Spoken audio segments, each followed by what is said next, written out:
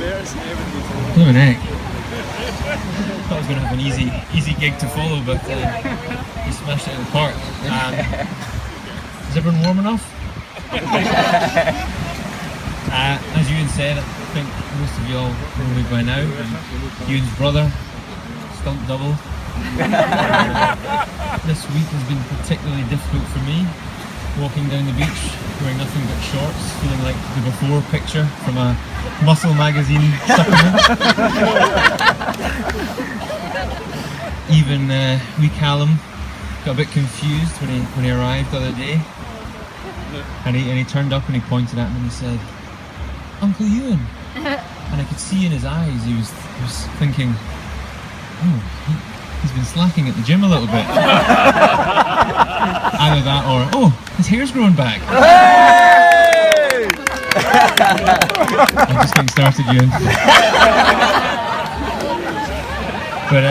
But before I get to the fun part, I should say thanks very much on behalf of the bridesmaids for the kind words that Derek and Euan said. And I also just want to read out a card that Dad and Helen sent. They can't be here today, but they sent your cards wishing you both a really happy day. So just wanted to pass that on. I think for me personally, one thing I'd love to say is just how fantastic it is to be here. Just echoing Derek's sentiments, I think it's a real testament to Euan and Eilidh that everyone made it here today. I think it's safe to say there was varying levels of organisation amongst different groups, and I think Lucy and I were possibly at the less organised of the spectrum. We've actually still not figured out where we're going to spend our last few days in this amazing country. Just still the other day we had maps out all over the table trying to figure it out. I was getting a bit flustered and eventually I just said fuck it. And Lucy kindly pointed out that it's pronounced Phuket.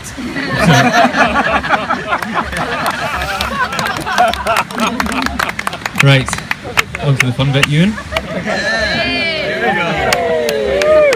Something tells me you'd be sweating whether we're in Thailand or Scotland right now. You can put it down to the heat.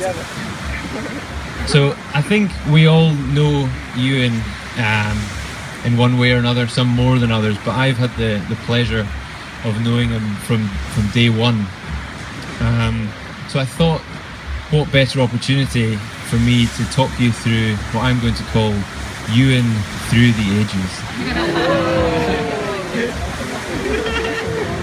Believe it or not, he was a born rock star. By the age of 3, he had a taste for beer, cigars, motorbikes and guitars. Although, don't get too carried away, because he referred to his guitar as his ting-tar. And I think it was pink and white and had a little picture of him in the middle. But I'm not even joking about the other things either. I remember he must have been about 2.5 when we were at the play park in Mulgai, and suddenly Euan disappeared.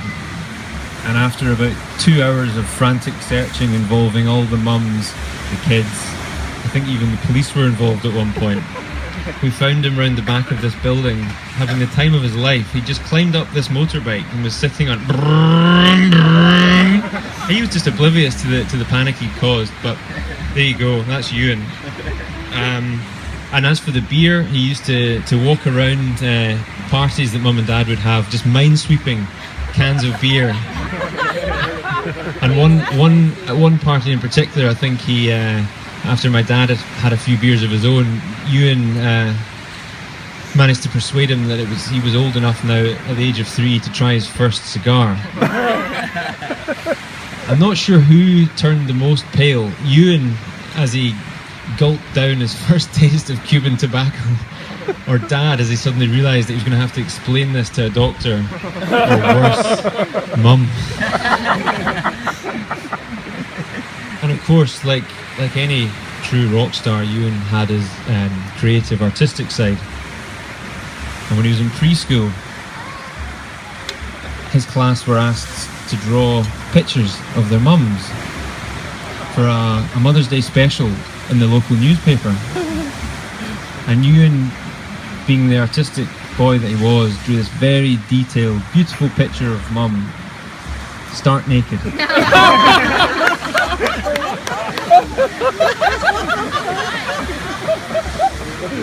And when he showed it to the teacher, she diplomatically said, "Now, Euan, I'm not sure that your mum walks around like that." And Euan replied, "Oh yes, she does." And the teacher, no doubt with some questions in her mind and sort of frantically trying to recall child line number, said, "Oh well, perhaps she wouldn't like to be seen in the newspaper like that." And Euan replied, "Oh yes, she would." Anyway, in the end, he conceded and he agreed to draw a towel round her head. I'm not sure if it ever made the Mulgine Bearsden Herald, but if it did, it would have been on page 3. And young Euan's fascination with the female form didn't end there. On one of his trips to stay with Auntie Marion in London, she took him to the local swimming baths, and again he disappeared. This time he wasn't on a motorbike. He had his head stuck under the women's cubicles, trying to see God knows what.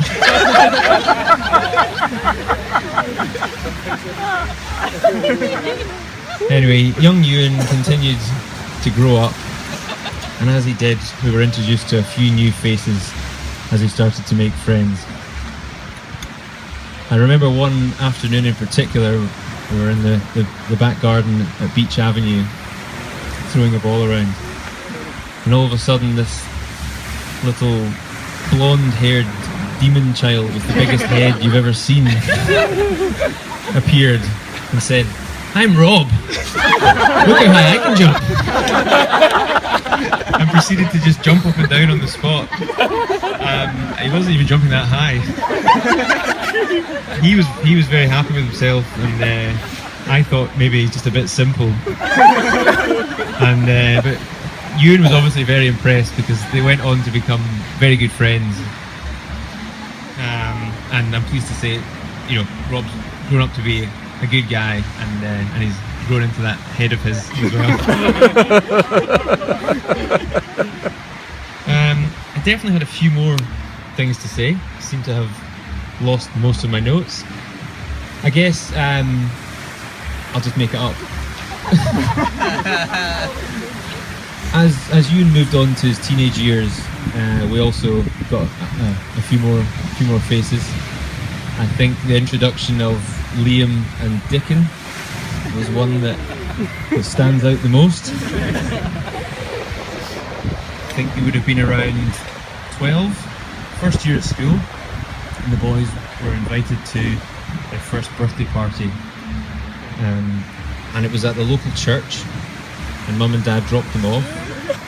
It must have been about an hour, 2 hours later, they got a phone call from the minister. "Euan's not well." And Mum, bless her, "Oh dear, was it something he ate?" And the minister said, "Well, maybe, or maybe something he drank."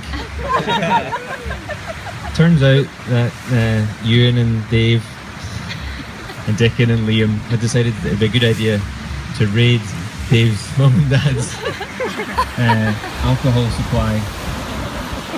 And by the time Mum and Dad turned up at the church, Euan was absolutely paralytic.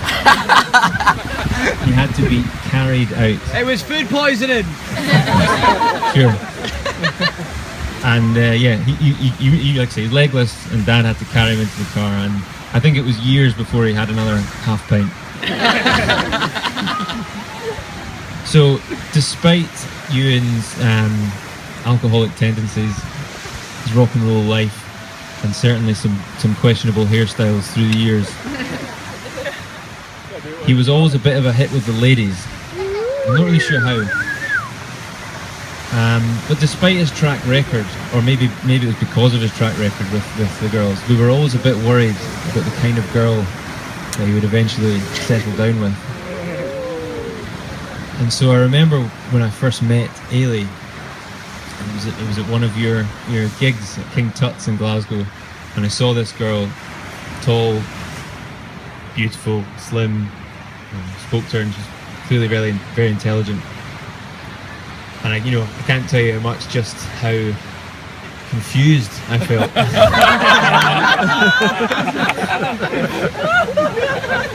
And I remember turning to you and saying, "Don't let her ever sober up."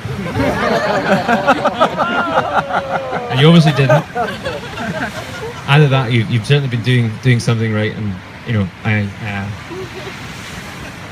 can't tell you how happy I am to see you two tie the knot today. It was really good.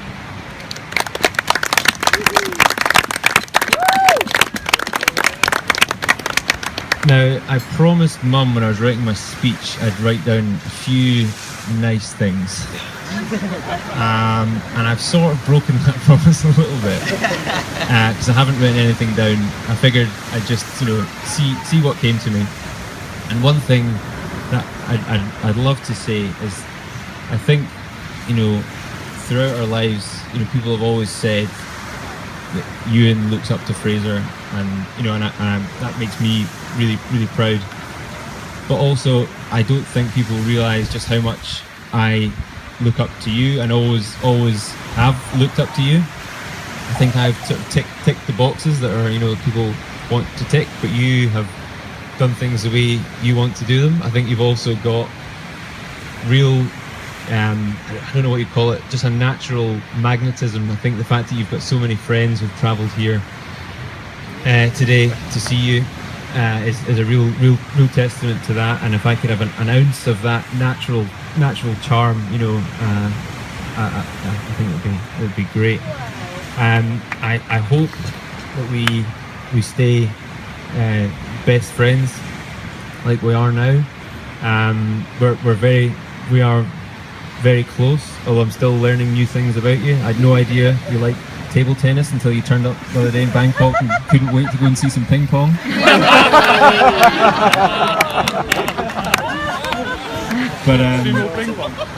But seriously, I really hope that we can grow old, and I can watch you guys grow old together, and we can stay friends, and you can continue to look up to me, and I'll continue to look up to you. But I know that you're in good hands with Eilidh. So once again, for the final time, I think if everyone could charge their glasses, I'd just like to raise a toast to the happy couple.